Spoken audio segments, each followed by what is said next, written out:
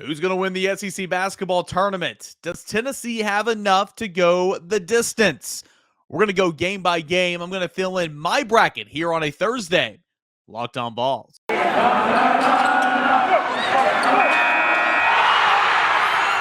are Locked On Vols, your daily podcast on the Tennessee Volunteers. Part of the Locked On Podcast Network, your team every day.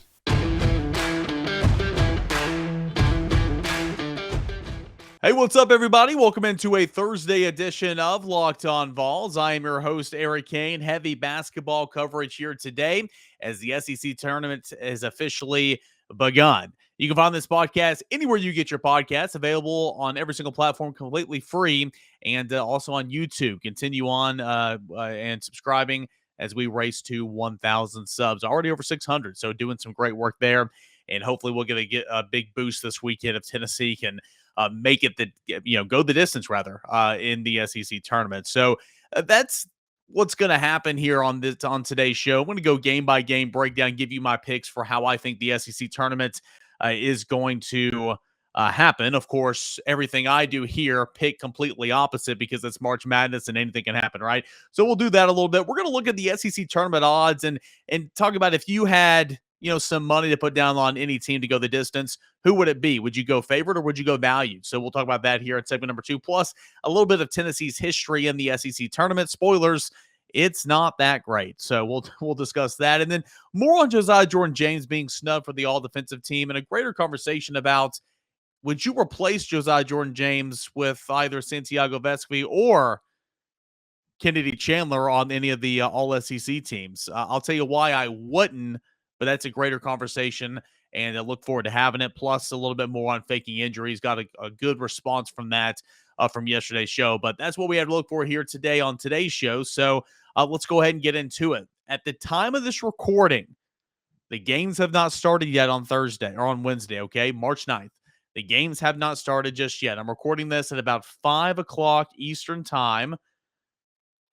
And game one of the SEC tournament is not set to begin until about 50 minutes from right now in terms of when I'm recording it. That'll be Ole Miss and Missouri.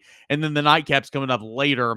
It'll be Georgia and Vanderbilt. So keep in mind, I'm going to make some picks here, and likely they're not going to be accurate. And so whenever we start my bracket tomorrow, when you're listening to it or watching this episode, you're going to be like, hey, idiot, that team lost last night. Well, I'm recording it before it happens. But ultimately, I just feel like this is some gimmies here on a Wednesday, right? You've got Ole Miss and Missouri kicking things off to begin the SEC tournament, the 13th seed against the 12th seed. Ole Miss took Tennessee to overtime, back at Thompson-Boling Arena way back when at the beginning of SEC play, right?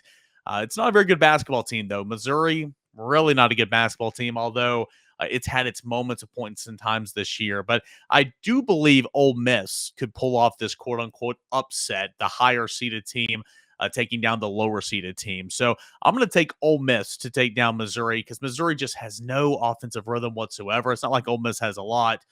But I've just not been impressed with Missouri whatsoever this year. So I'm going to take Ole Miss to win the first game off the books. And then the nightcap coming up on Wednesday night, Georgia and Vanderbilt. Obviously, Tennessee saw what Georgia can do. Georgia took Auburn to the brink. Georgia's playing like it's got nothing to lose. Tom Crean and the Bulldogs are expected to part ways at the conclusion of this season, which was expected. But anytime you have an all-SEC type player, an all-SEC or a SEC Player of the Year type candidate, and he was picked in the preseason to win the award. He didn't win the award, but you know what I'm getting at. Scottie Pippen Jr. is a fantastic, so I'm going to take Vanderbilt to take down Georgia, the 11th seed, winning over the 14th seed. So that brings us to today, at the time you're listening to this, Thursday, March the 10th, here in the SEC tournament. So I have Florida and Texas A&M. That's the first matchup. We'll get things going at noon Eastern time. Florida's a completely different team when Colin Castleton is in the lineup. He missed a lot of time. He did. And Florida has shot the three ball well, surprisingly, a little bit on the road as well so far this year. Of course, these are, true neutral site games. So A&M has been a very big disappointment this year. And I think Florida is I think Florida is not even a bubble team if Castleton didn't miss all that time. So I like Florida to advance on and take on the top-ranked Auburn Tigers, or the top-seeded Auburn Tigers, in Friday's showdown. So give me Florida in that top matchup. I've got Ole Miss taking on LSU in the second matchup that'll get going somewhere around 25 minutes after that game. You're looking at somewhere a little after 2 o'clock, 2:30, 2:45-ish. No contest. It's LSU. Tari Eason's a fantastic player. Pinson's a good player. Darius Day is a really good player. No contest. LSU, which again, Alabama and LSU, big time disappointments in the SEC this year for sure, but LSU is still good enough to get you. And so is Alabama, and LSU should have no issue with Ole Miss. So I've got LSU advancing on to take on the fourth-seeded Arkansas Razorbacks on Friday. Let's move to the bottom half of the bracket. Mississippi State and South Carolina. This is the winner gets Tennessee on Friday night, okay, at about 6:30. So everybody's saying South Carolina. And I think there's a lot to be said for Frank Martin, what he's done the back half of the season. This team was not expected to do well whatsoever. He's got them playing over 500 ball. Very impressive in terms of what he's done with this roster. I get all that. But Mississippi State's got the best player. And I am big in the game of basketball. And it's about a team. I get that. But still, I mean, when you got one player that can take over the game at any point in time, you can't do that in football. You can't do that in baseball unless you're the pitcher, right? But in basketball, you can do that. You can literally put the team on your back, and that's what I believe Molinar can do, the All-SEC player. We saw him, play pretty well against Tennessee earlier this year. So give me Mississippi State to move on and face the Volunteers on Friday. Again, I don't feel great about it, but give me Mississippi State, okay? And then in the bottom half of the bracket, we got Vanderbilt going up against Alabama. Honestly, I could see either team winning this one. Alabama, you just don't know what team you're going to get. It's got some great wins on the season. Took down Gonzaga. Took down Houston. It's one. There's another one I'm missing. Was it Baylor? I can't remember. Excuse me. Pardon me. Thinking on the fly here. They've got another very big time impressive win on the season. They do. But gosh, do they have some ugly losses. Man, do they look disgusting on offense at times. And they just let teams blow by them on defense. Been hovering around the top 25 here at the end of the season. Had another loss. Fell out of the top 25 here to end the regular season. I'll take Bama in this one, but wouldn't shock me at all to see Vanderbilt win this one. I think in terms of confidence meters, so far in the tournaments, I'm less confident about Mississippi State beating South Carolina than I am Alabama beating Vanderbilt, but Vanderbilt and Alabama, that game is right there as well. I'll take Alabama, but truly, you just don't know what type of team you're going to get from the Crimson Tide this year. So we'll have to see. But Scottie Pippen Jr. can take over any game. All right, we're moving right along here. Friday, we got Auburn. The first game will get us started up against Florida. Though Florida took down Auburn just a couple weeks ago, Auburn's a good team. You learn from it, but you move on. Look at how Gonzaga handled St. Mary's round 2 the other night. Look how Duke, who in my opinion will handle Carolina in the ACC tournament championship game. Good teams learn from it, move on. I think Auburn has no issue with Florida there on March. Moves on to the semis on a Saturday. Let's go to Arkansas and LSU. Same situation. Arkansas is still, in my opinion, one of the most underrated teams in the country. We had the strength of schedule conversation about how Eric Musselman's, PO because the net gives them no respect. Ken Pong gives them no respect. But hey, your strength of schedule's trash, right? I do think with Jalen Williams, near double-double machine. Obviously, J.D. Note is one of the best players in the league, if not the best player in the league. Oscar Tshiebwe got that award this year. I get that. But I like Arkansas against LSU. I like Arkansas to advance on to face the Tigers in the semis on a Saturday. Tennessee and Mississippi State is who I'm picking here. All you got to do is shut down their one player. Don't allow him. Well, better yet, let him get his. Try to slow him down. Let him get his, but make everybody else beat you. That's how I view in terms of going up against a team with one-star player. Molinar's going to get his touches. Let him try to slow him down, but shut down everybody else. The way Tennessee's playing defensively all season long, the way Tennessee has been attacking the boards here lately, with the exception of that Arkansas game last week, I like Tennessee. Shouldn't be pretty. Shouldn't be a gimme, but I like Tennessee to take down Mississippi State and advance on to Saturday semis. And then you got Kentucky and Alabama. Kentucky's just a different beast. I won't spend a lot of time on this one. With Ty Washington healthy, Severe Wheeler healthy, Oscar Tshiebwe doing what he does, Kentucky, it can be Kentucky by 10. So I'll have Kentucky moving on to play Tennessee in the semis. Here we are. Is it going to be chalk? I feel like it's going to be chalk. We've talked all season long about the top four, the big four in the SEC, right? Auburn, Tennessee, Kentucky, Arkansas. 1, 2, 3, 4. How are they going to be positioned? There's a huge gap between those 4 teams and the 5th team in LSU and then Alabama, in my opinion. And I think the semis are going to get the big 4. I truly do. Auburn and Arkansas, the rematch. Arkansas's taken down Auburn already this year. It was at home. It was at Bud Walton Arena, and it was when Auburn was ranked number 1 in the country. I think Auburn, when it has Walker Kessler not getting bullied on the glass, when it's got Walker Kessler with his head in the game, when it's got Jabari Smith not being selfish with the basketball, when it's got Wendell Carter Jr., Wendell Carter Jr., not playing selfish with the basketball, coming off the bench and doing things the way that he's done it all season long. I still think Auburn is a tremendous, tremendous challenge. And I think that they will overmatch Arkansas in this one. So give me Bruce Pearl and the Tigers to advance on to Sunday's final and the semis over Arkansas in the rematch. Sweet, sweet revenge, right? Let's head to the bottom half of the bracket.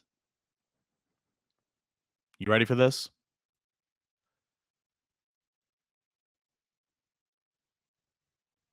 I like Kentucky. I'm feeling Kentucky.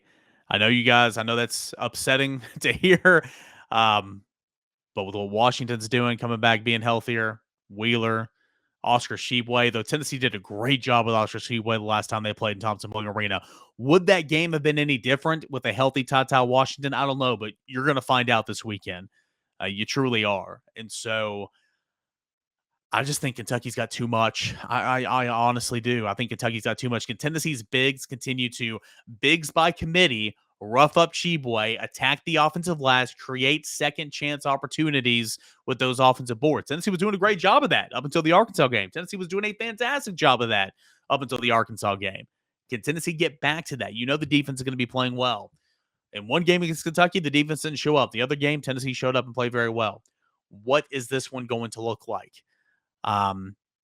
Knowing that, sure, it's nice to win this tournament, but it's not end all be all. If Tennessee makes it to Saturday, I still think it's a 3 seed no matter what. I think Kentucky might be too much here for Tennessee, but who knows? How about this? I'll pick against Tennessee. Let me justify myself here. I'll pick against Tennessee here so that obviously when Tennessee wins, you guys can all say I told you so, right? That's what we'll do. I'll pick against Tennessee here. That way you guys can all say I told you so, but it wouldn't shock me whatsoever Tennessee does win this. Shooting away from TBA, it concerns me. It truly does at a neutral site court. Tennessee's 1-2 there on the season so far. So give me the Volunteers or give me Kentucky to advance on to Sunday's final. Kentucky and Auburn. I like Kentucky in this one as well. I think Kentucky can beat up on Walker Kessler and slow down that offense of Bruce Pearl. So I will pick reluctantly. Don't want to see it. Hopefully it changes out differently. But if you are into the windows, if you are into making some cash on the side, my pick would be the Kentucky Wildcats. But I'm certainly not you.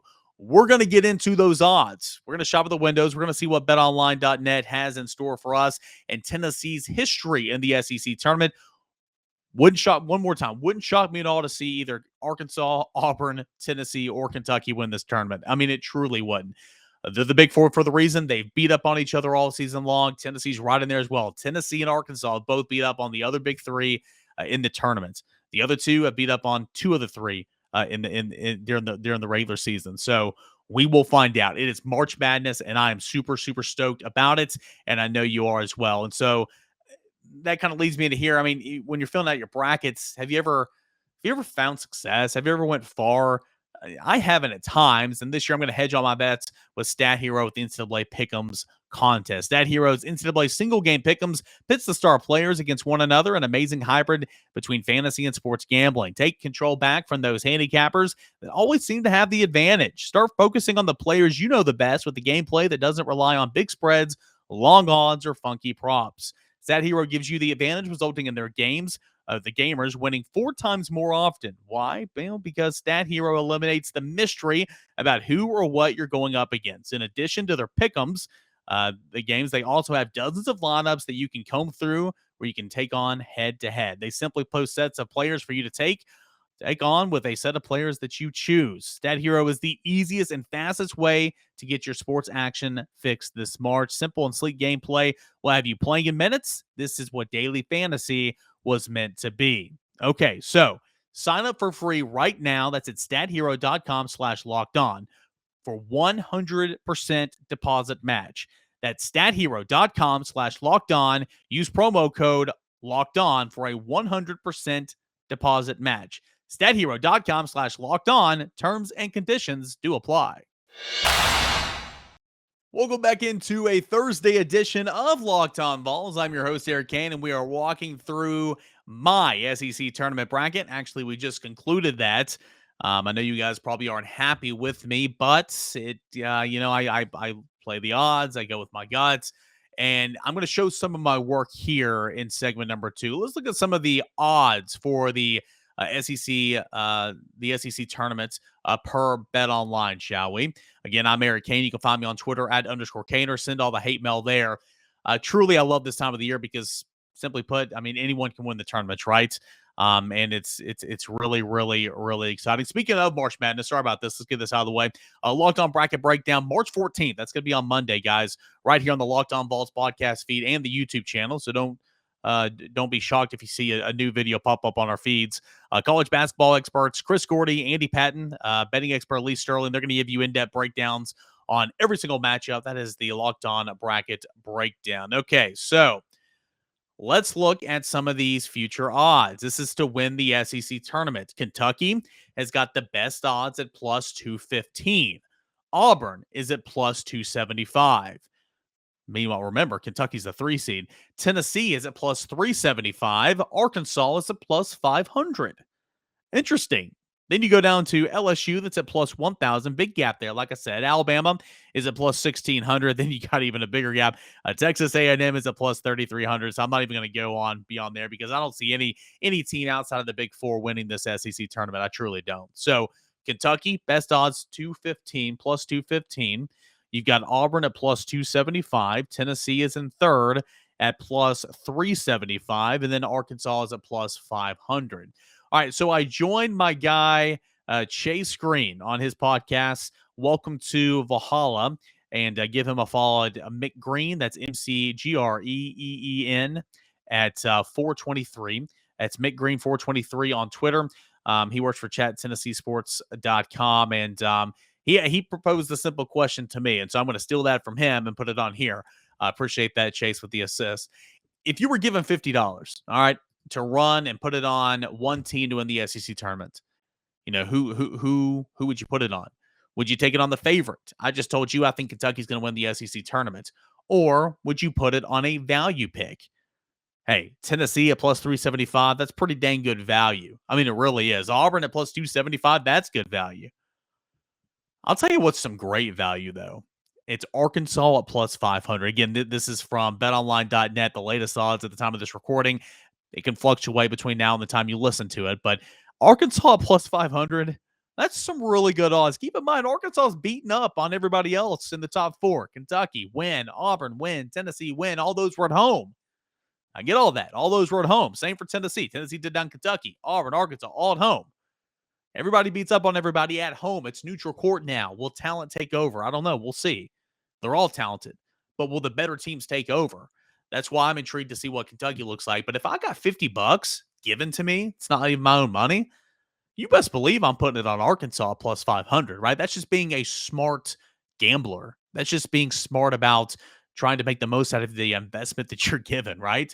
If it's not my money, why not put it on the best value pick? But also Tennessee at plus 375. Tennessee could win this whole dang tournament, I'll tell you. It can. And at plus 375, that's some great value there for the Volunteers, who arguably could be a 2 seed if you go and win this tournament. So I wanted to bring those lines up there from betonline.net. Again, Kentucky plus 215, Auburn plus 275, Tennessee plus 375, Arkansas plus 500. Big gap, LSU plus 1,000, Alabama plus 1,600. Big gap, Texas A&M plus 3,300. Florida plus 4,000. I'll just get into this because it's funny. Mississippi State plus 5,000. Vanderbilt plus 10,000. South Carolina plus 12,500. Oh my goodness gracious. Wow. And then there's a massive drop. Missouri plus 30,000. Ole Miss plus 30,000, Georgia plus 50,000. That's awesome. Okay, so there's obviously some different classes here in the SEC. So, why not Tennessee? People are saying, why not Tennessee? Why not us? Why not us? Well, I'll tell you why. At least my belief why Tennessee won't win the SEC tournament. I think it's good enough to beat anybody in the country. I think it's good enough you get it rolling. Who knows how far it can go? There's still some questions about how well can you shoot away from home. We're going to find all that out. Tennessee's done playing at home this year. Hey, it was undefeated, but Tennessee's done playing at home this year. But Tennessee's not won the SEC tournament since 1979. Some of your parents weren't born in 1979. Yeah, I said that. Some of your parents weren't born in 1979. I know I've got some young guys listening to this podcast. What's up? Just incredible, right? Tennessee's been in the tournament championship game several times. I mean, let's go to the modern era here, okay? Prior to 1991, last time Tennessee appeared in a tournament title game was when he won it in 79. Prior to that, it was 1950. But Tennessee was in the tournament title game in 1991, lost to Alabama. That's when the tournament was in Nashville. In 2009, it lost to Mississippi State. It was the runner-up. That tournament was actually in Tampa, if you remember. Tennessee was in the tournament title game in 2018, lost to Kentucky 77-72. And Tennessee was in the tournament title game in 2019, where it lost to Auburn 84-64. And that's the year Auburn went on that run and went to the Final Four. So history is not on the side of the Volunteers to win the SEC tournament title game. Now, it has done it 4 times in history: 1936, 1941, 1943, and 1979. 3 of those wins came against Kentucky. Hey-o. The other against Alabama. So also the one against Alabama in 1936, the tournament was held in Knoxville. That's probably just a home.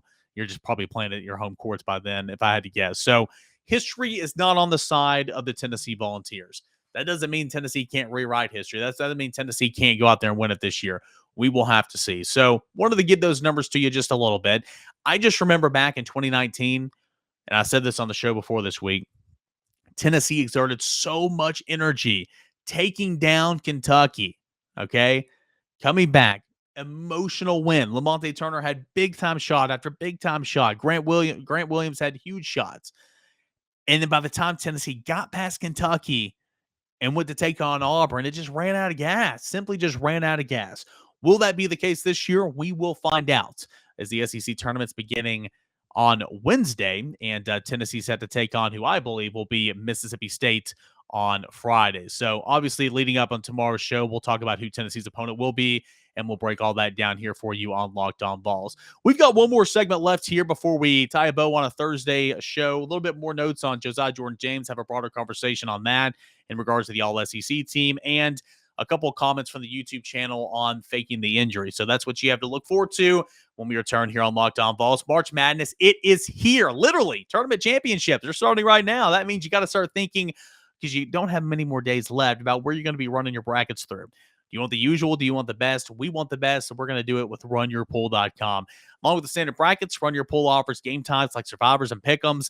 They've got options to edit scoring. They actually offer a lot more intel than those at CBS and ESPN ever do. You got a business, great to play with your clients, great to play with your employees, all right? They offer a white glove support system, custom branding, and one of the easiest 3-minute setups that you'll ever find. Clearly, we believe in RunYourPool.com. That's why we're running ours there. There's no truer test than that. There really isn't. If you want to play against us for a shot at a cash prize, join us at RunYourPool.com/LockedOn. While you're there, create your own pool of your friends and family. Enter Pure Madness at checkout for $10 off the custom pool. All the rules and details will be available there. That's RunYourPool.com/LockedOn for a chance to win a cash prize. We look forward to seeing and beating you there. And last up, BetOnline just went over those numbers here. Showed you where Tennessee at plus 3,300. Oh, excuse me. Wow. Sorry. Tennessee was at plus 375, to win the SEC tournament per BetOnline. If you want to find more lines and futures and odds for any conference tournament action for the NCAA tournament when the bracket's set, find it all at betonline.net. Not just about football, college basketball, but also, boxing, hockey, UFC, your favorite Las Vegas casino games, all that and more. It's perfect for live betting and for anything you want to do in terms of sports gambling, but also sports scores, podcasts, news, all that. It's your number one spot for all your sports betting needs and info. Head on over to the website today or use your mobile device. Sign up today to see all the latest trends and all the action. BetOnline.net. It is where the game starts. All right, just a couple minutes left here on this Thursday show. I've run a little overboard today. You know I like to talk. That's why I got a podcast. One of the reasons why I have a podcast. Eric Cain, Locked On Vols. You can find me on Twitter at _Cainer. Find this show on Twitter at Locked On Vols. If you're new to the show, let me introduce myself here in segment 3, right? Because I'm a professional. Eric Cain, radio in Knoxville, Tennessee. Also write for the rival site. That is volquest.com. 99.1 The Sports Animal is the day job. All right. A lot of pushback, not just from me. You guys thought, man, this guy needs to shut up. It's from a lot of different media outlets and media personalities around town who cover the SEC, who cover college basketball in general. A lot of pushback that Josiah Jordan-James was left off any of these teams for the Southeastern Conference. The coaches, picked their all SEC squads. That came out on Wednesday. Josiah Jordan-James Tuesday rather. Josiah Jordan-James was nowhere to be found. So here's the question: Should Josiah? Let's nitpick here, right? Let's look at that all-defensive team. Should Josiah have made it in front of Keon Ellis? There's a conversation there. Should Josiah have made it above Jalen Williams? Maybe not. Walker Kessler? Absolutely not, leading the nation in blocks. Oscar Tshiebwe? Probably not. Zakai Ziegler. The conversation's there about your own teammate. A little friendly fire, right? I would have picked Josiah before Zakai, and that's no slot on Zakai because I think what he's done has been just incredible this year. I'm glad that he made this all-defensive team because truly he is a pest. He deflects balls. He gets steals. He's everything you want in a backcourt defender. Truly is. But if I'm nitpicking here, I would have put Josiah on that team before Zakai Ziegler. I would have put Josiah on that team probably before Keon Ellis of Alabama. What about this? Would you have replaced Josiah Jordan-James? Excuse me, let me try this one more time. I had it right the first time. Would you have replaced Santiago Vescovi? Would you have replaced Kennedy Chandler with one of Josiah Jordan-James to be on either the second or the first team? That's a question that we kind of threw around on the morning show at 99.1 The Sports Animal, the starting lineup with Tyler Robbins and Will West, shameless plug. And we're trying to make conversation. I get all that. The answer is no. I mean, you can't, at the end of the day, the all-SEC teams, any all-conference team, and honestly, in my opinion, the Heisman Trophy as well, that's a bigger conversation. It is a stat-based trophy, okay? You've got to have the stats to back it up.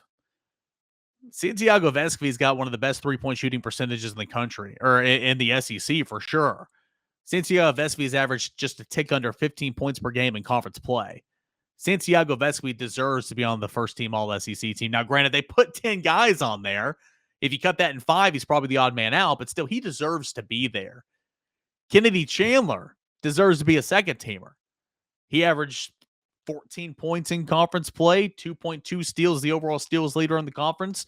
Good field goal percentage shooter, really good three-point shooter, good, great assists, all that type of stuff. I mean, good distributors, what I'm trying to say. Words.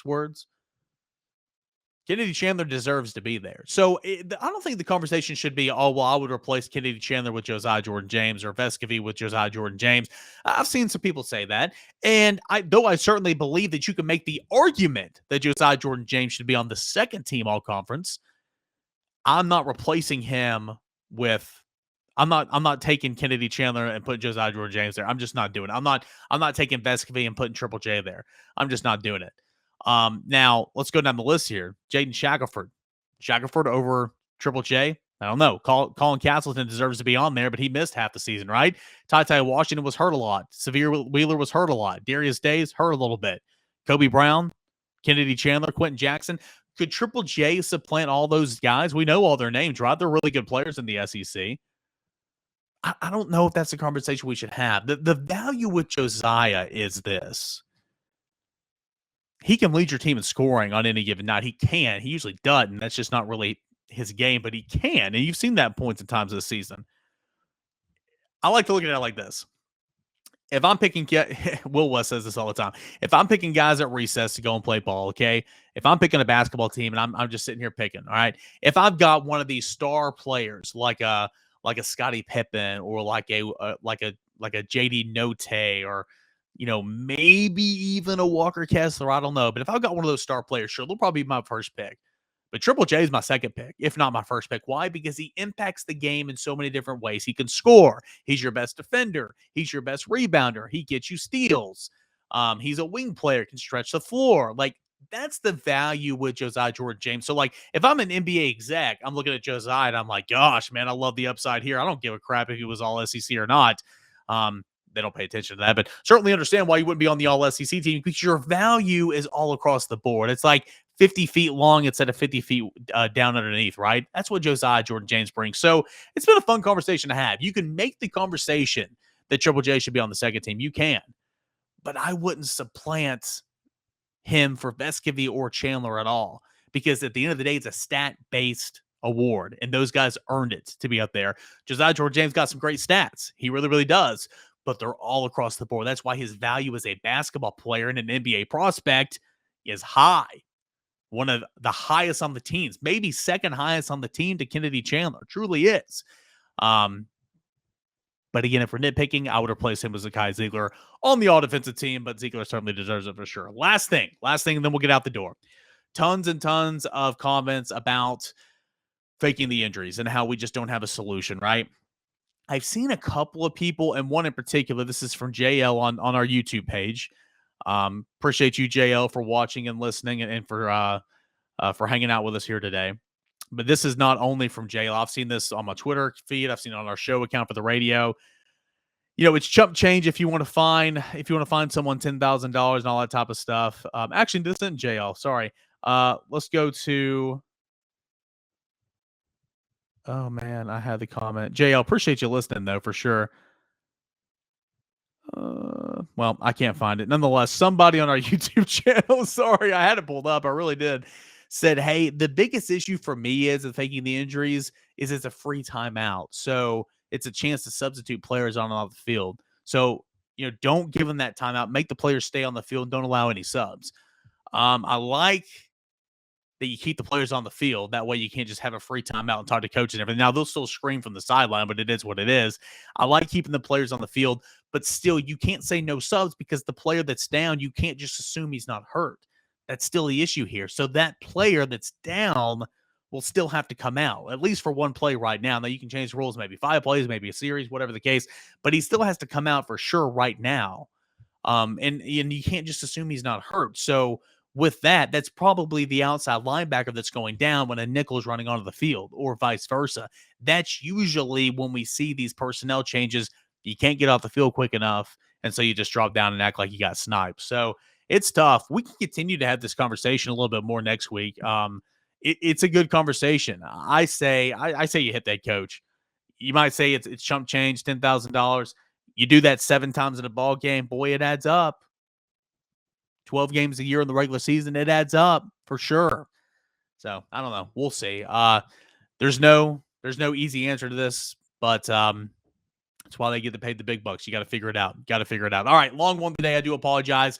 The SEC tournament, Tennessee will get underway tomorrow. Who will Tennessee's opponent be? We'll discuss all that and more on Locked On Vols Friday edition. Hey, make your second listen. Locked On Vols, of course, is your first listen. Make your second listen, Locked On NFL Draft with Ryan Tracy and former NFL cornerback Eric Crocker. They look at the NFL Draft, bring it to life every day, insights and analysis on all the college football prospects and the NFL front offices. It's free and available wherever you get your podcast. So make the Locked On NFL Draft podcast your second listen behind Locked On Vols being your first listen every single day. Okay.